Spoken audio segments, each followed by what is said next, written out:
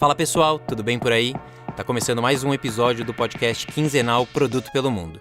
Eu sou Guilherme Seabra e a convidada de hoje é Senior Product Manager na Disney Streaming Services. Antes disso, ela ficou por 4 anos e 9 meses na Booking.com, também em Amsterdã, e antes de sair do Brasil, passou pela B2W, Peixe Urbano e Match.com, que tem empresas como o Tinder no seu portfólio. Seja bem-vinda, Catarina Lima. Obrigada pelo convite. Boa. Você já está fora do Brasil, trabalhando como PM há mais de 5 anos. Conta pra gente como é que foi a sua trajetória em produto. Ok. O meu background, o que eu estudei na faculdade, é em comunicação. Então, eu sou originalmente de Salvador e eu entrei na faculdade de comunicação lá. E é interessante como eu entrei na área de produto, porque eu me lembro que eu estava na faculdade e eu vi um monte de vaga de estágio, porque eu queria tanto fazer um estágio já no meu primeiro semestre. E eu vi que a maioria das vagas era para web designer. E eu perguntei a uma colega minha, falei, mas o que é web designer? Ela falou, alguma coisa com website, você faz websites. Falei, ok, eu tava curiosa. Tinha um professor que a gente tinha uma aula que era de mídias digitais, alguma coisa assim. Então a gente aprendia básico de Dreamweaver, Photoshop. E aí eu fui nesse professor e falei, você tem um CD pra mim do Dreamweaver? Porque eu acho que web designer tem a ver com isso. Ele, me deu um CD. Nessa época, né, eu tava com computador, mas a internet não tinha tanto acesso toda hora. Eu fui na biblioteca da faculdade, eu peguei um livro de Dreamweaver e eu segui o livro e eu comecei a aprender a programar HTML. Quando eu comecei a fazer isso, eu achei bem interessante, porque eu falei, é assim que você faz websites. E eu tava pronta para aplicar para uma posição de estagiária numa empresa que fazia websites, e foi assim que eu comecei como web designer. Então, meus primeiros estágios foram como programadora HTML, de web design, e o link com o produto é porque quando eu entrei nesse mundo de websites, de otimização de sites, e eu vi como é que era, né, programação, development, eu achei super interessante, eu me identifiquei. E o link com a minha faculdade de comunicação, que a gente aprende também muito de business, etc., é o que, na verdade, fez a composição para que eu entrasse na parte de produto, porque eu tenho conhecimento do business e eu aprendi o básico de programação, porque eu poderia programar o website. Então, foi mais ou menos assim que eu comecei, depois de trabalhar para essa empresa pequena que fazia websites. Eu fui para o Jornal à Tarde ainda em Salvador, também com otimização web. Depois, quando eu me mudei para o Rio, eu comecei já a trabalhar na B2W. Então, esse foi o grande pulo de web design, HTML development, para product. Porque lá na B2W, a minha função era de gerente de projetos. Então, lá eu tinha muito mais essa coisa de stakeholder management, de otimizar o website, de saber coisas de conversão, etc. Depois de lá, eu fui para o mundo de startups porque eu tinha amigos que estavam fundando o Peixe Urbano. E eu acho legal falar sobre isso porque eu fui um dos 3 ou 5 pessoas que começaram o site. A gente ainda estava na casa de um desses amigos, programando o HTML do website junto. Eu me lembro a gente mandando o primeiro e-mail. Então, eu acho que isso marcou bastante a minha carreira e me fez entrar nessa parte de startup, que eu gostei muito. E fast forward, depois de trabalhando no Peixe Urbano por um tempo, eu sempre tive um sonho de estudar fora do Brasil, de fazer uma universidade fora. E eu vi que tinha um curso da UC Berkeley para Project Management. E eu falei, eu quero fazer. Eu tinha juntado dinheiro e eu falei, esse curso tinha 6 módulos, ele tem ainda 6 módulos que são obrigatórios e os outros são optativos. E eu falei, bom, eu pago 3 módulos, depois quando eu puder eu volto e pago os outros 3 módulos, porque você tem até 3 anos para concluir o curso. Então eu fui para São Francisco, fiz esse curso e eu acho que isso mudou bastante a forma como outras empresas veem também o meu perfil, porque depois disso eu ainda estava em São Francisco, terminando o curso, quando eu recebi uma oferta do Match.com, dizendo que eles tinham um escritório no Brasil e que eles queriam me contratar. Então, basicamente, quando eu voltei de lá, eu já tinha o trabalho no Match.com.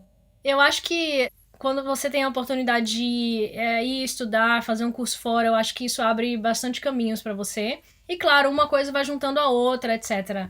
Eu estava ainda no Match quando eu recebi uma oferta do Booking para começar o processo seletivo. Eu vi um podcast outro dia de um colega meu do Booking que falou que ele achou que era spam quando o Booking mandou mensagem. Thiago Catão. Eu também achei. E eu ouvi isso de outros colegas também, porque eu acho que pra gente que tá no Brasil, a gente vê como tão longe da gente essa oportunidade. A gente acha que a gente é menos, que a gente sabe menos, que o nosso inglês é ruim, que na verdade não é. Quando você chega aqui, você tem a experiência de trabalhar com pessoas do mundo inteiro e você pode ver que eles são iguais a você. E que tudo que você achava que você sabia menos, na verdade, é o que as pessoas também não sabem e que vão aprender. Então, eu também achei que era spam, mas eu falei, ok, vamos fazer isso aqui. E aí eu vi depois que era sério, eu passei no processo seletivo e resolvi mudar pra cá, que eu sempre tive vontade de trabalhar fora e de trabalhar para empresas internacionais. E eu gostei muito e hoje a Amsterdã é minha casa. Que demais. E você chegou a ficar mais de 4 anos na Booking. Quais foram os principais desafios que você teve por lá? O que exatamente você fazia? Um dos principais desafios que eu tive por lá, quando eu entrei, era essa parte de adaptação, né? De você estar trabalhando só em inglês, de você ser capaz de se comunicar do mesmo jeito que você comunicava no Brasil, e não só em termos de língua, mas também da cultura, da forma como a gente comunica. Mas o Booking, ele me ajudou bastante, principalmente nos primeiros anos. O Booking, para mim, era até uma forma de uma universidade. Eles têm uma cultura tão forte que a gente aprende como a gente deve trabalhar no Booking. Porque todo mundo teve experiências antes do Booking em países diferentes, em culturas diferentes, mas a gente aprende lá qual que é a forma do Booking de trabalhar. Então, não importa de onde você veio, isso aí ajuda muito você a saber o que fazer nessa situação. Então, eu acho que essa parte de adaptação, de, como que a gente deve falar com as pessoas, quais são os challenges aqui, e autonomia, né? Eu acho que uma grande diferença é que no Brasil, muitas vezes você tem um escopo definido, ou você tem esse chefe que diz pra você o que você tem que fazer. Não todas as empresas, claro, mas eu acho que tem muito isso na cultura. E aqui, principalmente na cultura holandesa, e a Booking, ela começou como uma empresa holandesa, é muito de liberdade e de autonomia e de responsabilidade. Então, basicamente, no meu primeiro dia, eles me deram o meu computador, acesso ao banco de dados, várias outras coisas. E meu chefe falou pra mim, tá aqui, eu sei que você sabe o que fazer.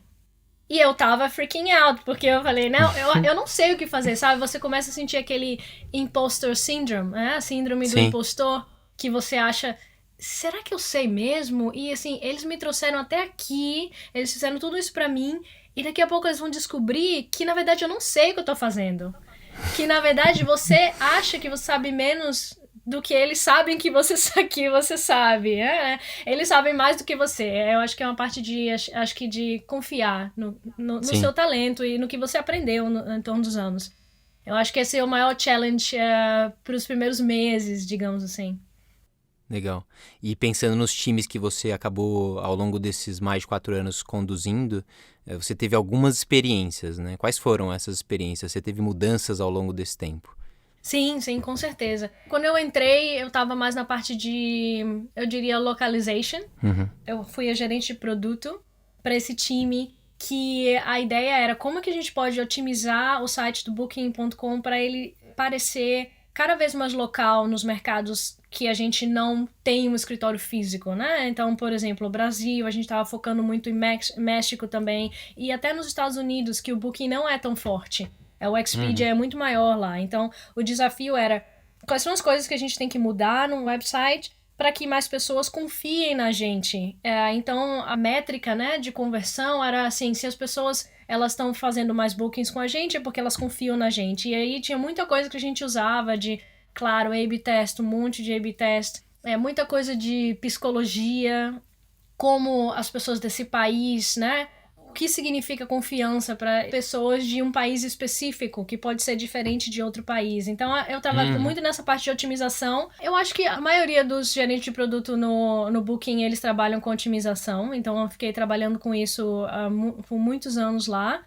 E depois eu fui para o onboarding track, que eu fiz uma parte também de mais de gerenciamento, de estratégia, mais no termo de para novos gerentes de produtos que estavam entrando, ok? Como é que a gente pode garantir que aquela cultura do Booking que eu falei antes, que ela permanece? Porque quando a gente é um grupo de 60 pessoas, é fácil, né? Mas quando a gente é um grupo de 200 pessoas, é mais difícil. Então a gente estava já sentindo que, de alguma forma, a gente estava perdendo a nossa cultura. muita gente entrando rapidamente, então é difícil manter isso. Então eu fui mais para esse lado de, ok, como é que a gente pode passar todo o conhecimento que eu aprendi nesses últimos anos para os novos que estão entrando, para que a gente continue nessa posição de liderança que a gente tem. E foi uma experiência bem legal também.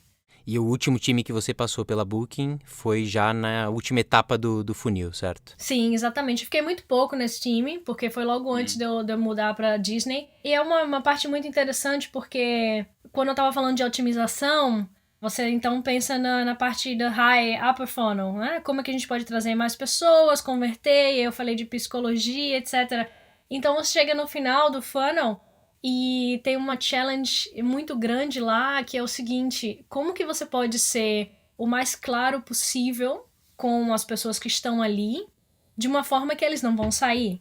Porque, por exemplo, lá é onde você fala sobre preço, né? Confirmação do preço, quando você vai pagar, das taxas, do que está incluído, o que não está incluído. Então, quando a gente tenta botar essas informações mais visíveis, mais pessoas saem. E no final das contas, você quer que mais pessoas terminem o booking. Então, tem essa parte de como que a gente pode achar o equilíbrio ideal entre ser honesto e mostrar todas as informações, claro, que isso era sempre em primeiro lugar, mas dando a confiança de que essa é a melhor escolha para eles e que se não for, eles podem escolher outra. Então, é uma parte muito interessante de trabalhar e é bem difícil também, porque enquanto você tem de um lado os times que eu falei de otimização, de persuasão, produzindo um monte de bookings, né? Aumentando as métricas, você tem esse time lá no fundo que tem que tentar muita coisa para conseguir finalmente botar uma coisa no ar. Boa, legal. E você chegou a comentar que você foi onboard lead na Booking. Você recebia os product managers recém-chegados e tinha esse propósito de manter a cultura forte, imagino que do capítulo. Como é que funcionava esse processo? Quanto que ajudava nesse fortalecimento do time, né? Me conta um pouco mais que tipo de coisa vocês focavam em explicar e se tinha um acompanhamento posterior à chegada dessas pessoas.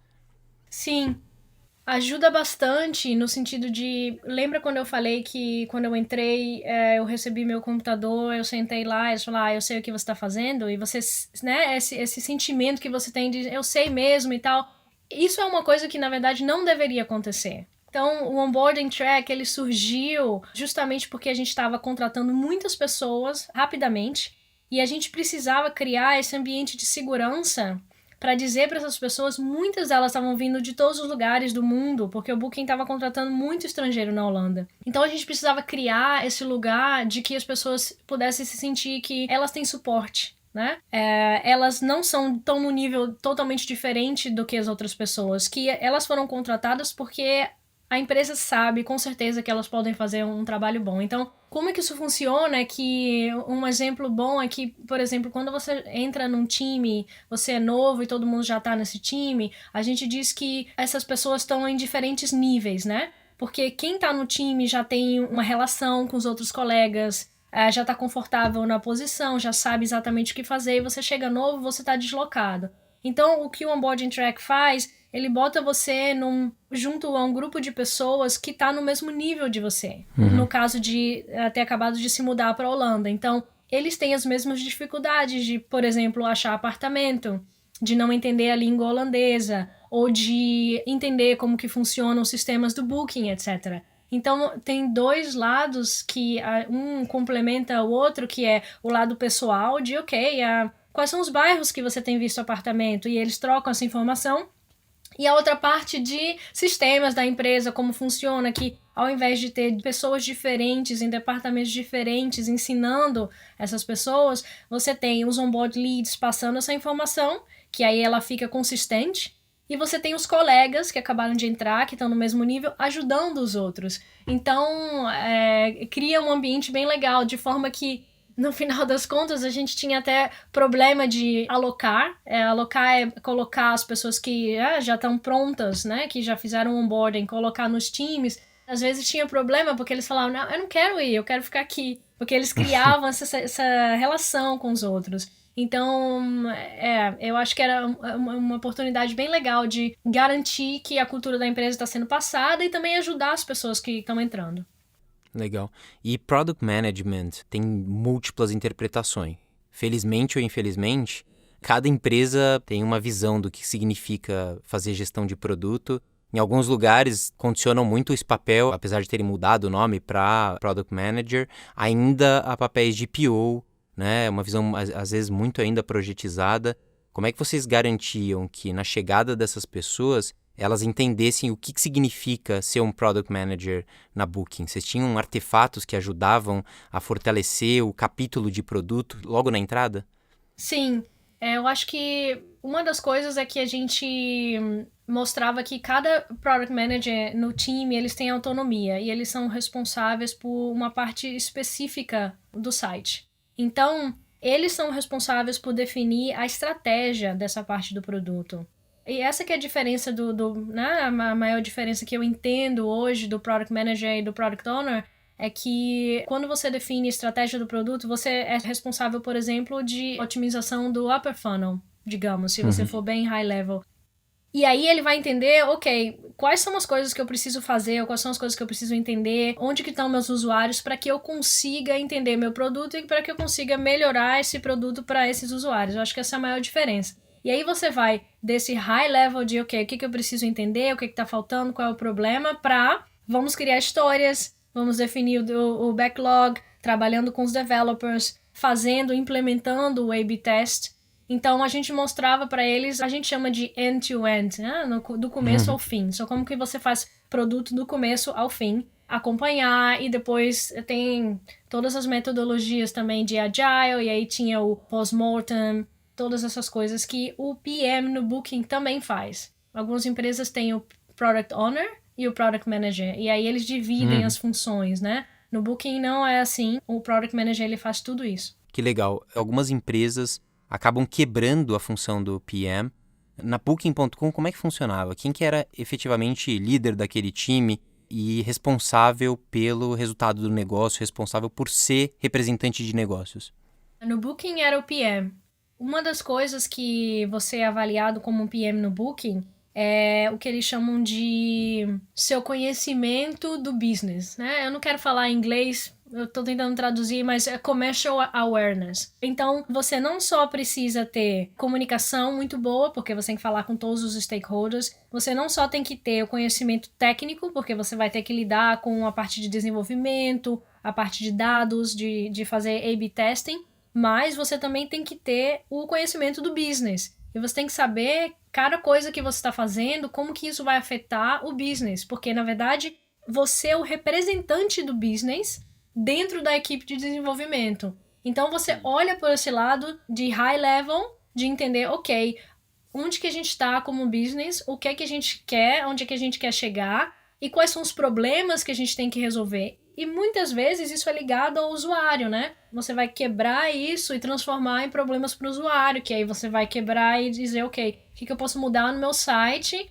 para poder conseguir trazer esse resultado que é claro que é o resultado do business. Boa. Eu acho que as pessoas já devem estar esperando agora você começar a falar da Disney Plus, que é um serviço que vai chegar logo menos no Brasil, mas eu ainda tenho uma pergunta anterior a isso. Comparando a Booking e a Disney, você vê diferenças no que é esperado de um PM? Como é que funciona a progressão de carreira em produto nessas duas empresas? Para mim é difícil falar especificamente, comparando em detalhes, porque eu acabei de entrar no Disney Plus. Eu entrei em abril desse ano, mas eu já consigo ver algumas coisas que eu posso comparar. Eu acho que a maior diferença nesse momento é que o estágio do produto é diferente. Então, o Disney Plus, como você falou, ele ainda está em fase de lançamento. Então, a gente já lançou em vários países da Europa. Nos Estados Unidos, claro, foi o primeiro, e a gente está indo para a América Latina agora em novembro desse ano.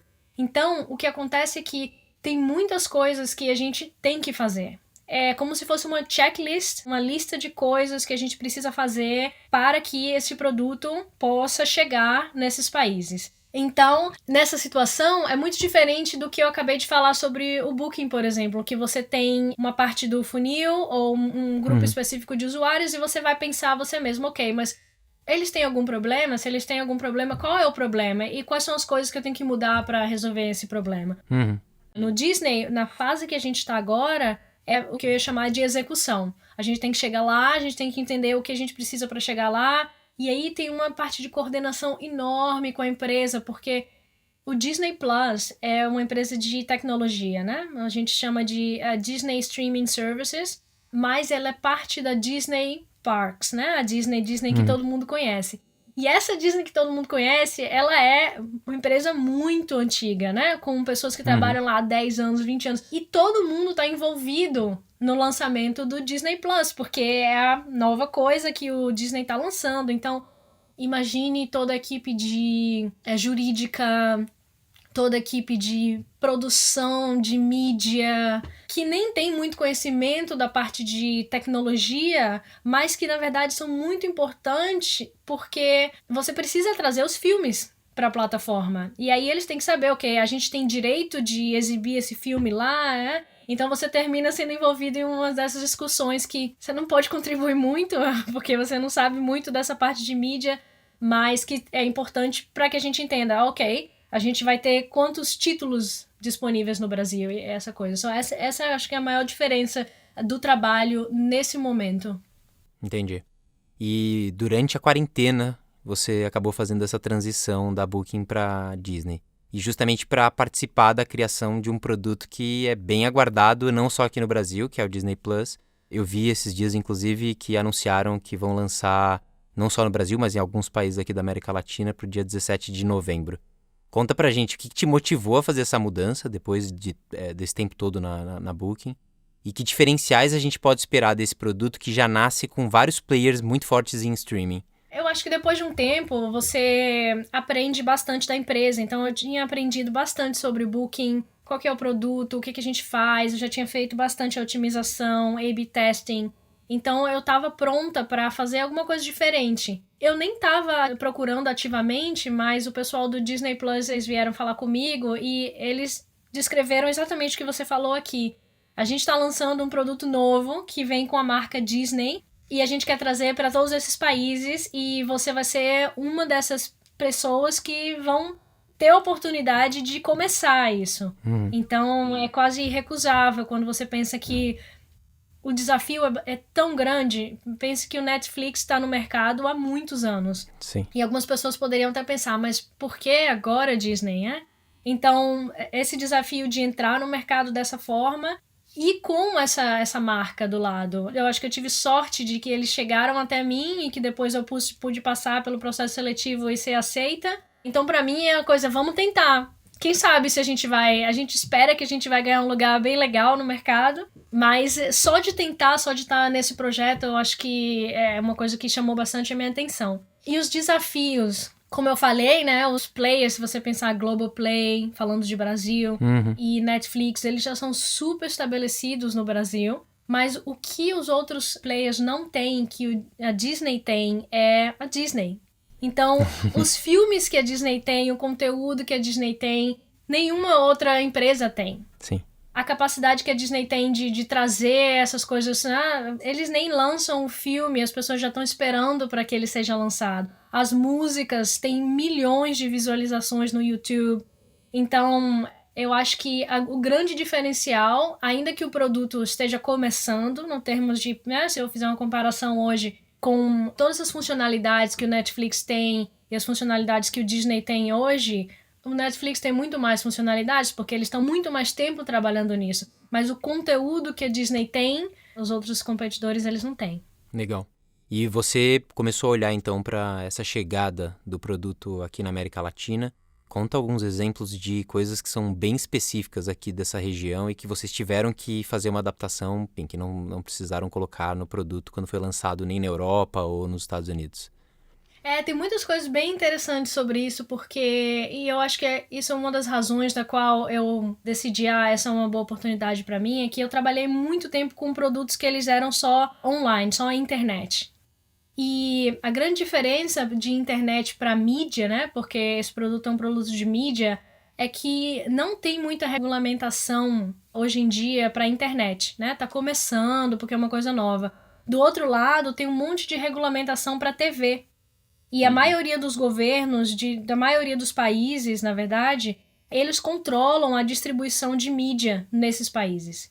E essas regras, elas também existem para o streaming, que é o vídeo on demand.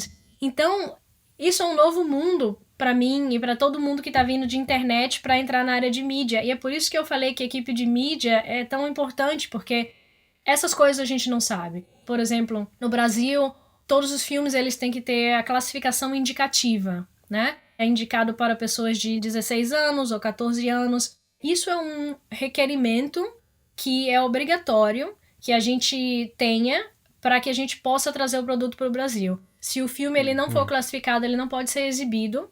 E não apenas isso, mas, por exemplo, a gente tem que mostrar o ícone que é disponibilizado no Ministério da Justiça, que é o azul para 16 anos. Não pode ser um outro ícone. Então, se você olhar o produto quando for lançado aí, você vai ter essa oportunidade de ver que nos Estados Unidos a gente usa outro ícone, porque lá eles têm outra classificação indicativa. Cada país tem especificidades da distribuição de mídia que sem isso a gente não pode nem lançar o produto no país.